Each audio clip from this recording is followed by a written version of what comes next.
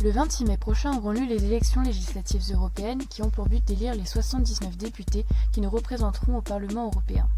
Les députés européens sont élus tous les 5 ans. Clairement, pour qu'un parti soit représenté, il doit obtenir au moins 5% des voix exprimées. L'Union européenne peut paraître distante et pourtant est omniprésente dans notre quotidien puisqu'elle finance par exemple Oceanopolis ou les Capucins.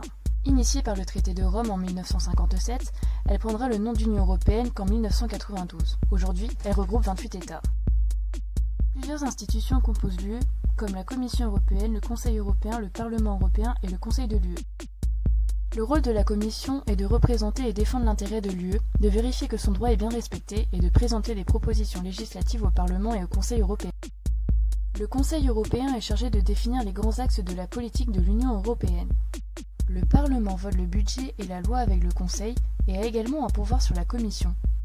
Lorsque la Commission européenne propose un acte législatif qui va créer des règles de droit, le texte passe devant le Parlement européen, puis par le Conseil, et si les deux organes se mettent d'accord, le texte est alors adopté.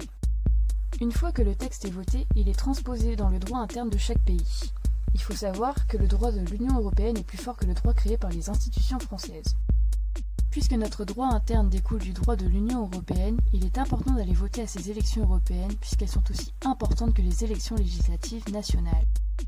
Alors rendez-vous dans son bureau de vote habituel le 26 mai prochain pour faire son devoir de citoyen européen.